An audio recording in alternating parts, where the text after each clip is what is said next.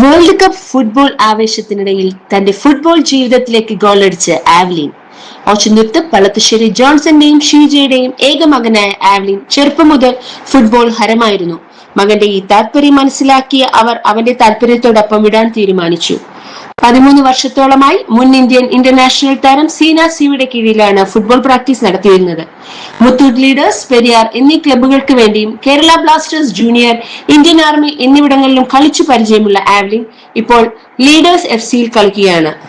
Mohammedans FC ക്യാമ്പിലേക്ക് തെരഞ്ഞെടുക്കപ്പെട്ടിട്ടുണ്ട്. ജില്ലയെ പ്രതിനിധീകരിച്ച് 2023-ലും ഇന്റർനാഷണൽ ടൂറിസം ഗോവയിൽ വെച്ച് നടത്തിയ ടൂർണമെന്റിൽ റണ്ണറപ്പുമായിരുന്നു. എൻ്റെ പേര് ആവലിൻ PJ. ഞാൻ വൈപ്പിൻ സ്വദേശിയായി. ഞാൻ ചെറുതിലെ മുതൽ ഫുട്ബോൾ കളിക്കാൻ തുടങ്ങിയതാണ്. സീനാമിസിൻ്റെ കീഴിലാണ് കളിച്ച് വന്നത്. അവിടെ നിന്നാണ് പിന്നെ മുത്തൂറ്റ്, കേരള ബ്ലാസ്റ്റേഴ്സ്, പിന്നെ ഇന്ത്യൻ ആർമി അവിടെയൊക്കെ കളിക്കാൻ പോയത്. പിന്നെ എനിക്കിങ്ങനെ ഒരു ഓപ്പർച്യൂണിറ്റി കിട്ടി യൂറോപ്പിൽ പോയി കളിക്കാനും പ്രോ കോൺട്രാക്റ്റ് കിട്ടാനും. ഒരു യൂറോപ്പിൽ നിന്നൊരു FK സ്കൂക്കറിച്ച് എന്ന് പറയുന്ന ക്ലബ്ബിലേക്ക് വെളി വന്നിട്ടുണ്ട്. അതിനുവേണ്ടി ഇങ്ങനെ പോകാൻ നിൽക്കണേ.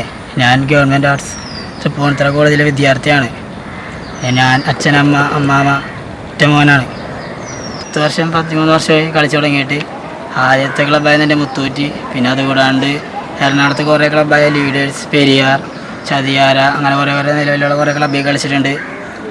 പിന്നെ അതുകൂടാണ്ട് ജില്ല 2023-ലും പിന്നെ ജില്ല കളിച്ചിട്ടുണ്ട് എറണാകുളം ജില്ലക്ക് വേണ്ടി. പിന്നെ അതുകൂടാണ്ട് തന്നെ ക്ലബ്ബ് വഴി റെപ്രസെൻ്റ് ചെയ്ത് നാഷണൽ സ്പോർട്സ് ഇന്റർനാഷണൽ ടൂറിസം ഗോവയിൽ വെച്ച് നടന്നതിലും കളിക്കാൻ പോയിട്ടുണ്ട്. അവിടെ റണ്ണേഴ്സായി ഫൈനൽ റണ്ണേഴ്സായി കിട്ടി.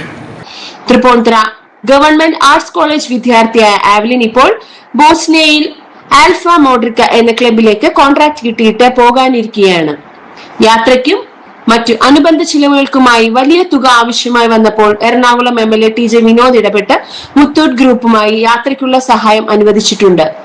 കായിക പ്രേമികളുടെ കൂടി സഹായത്തോടെ ആവ്ലിന്റെ യാത്ര നടക്കുമെന്ന പ്രതീക്ഷയിലാണ് ബന്ധുക്കളും സുഹൃത്തുക്കളും.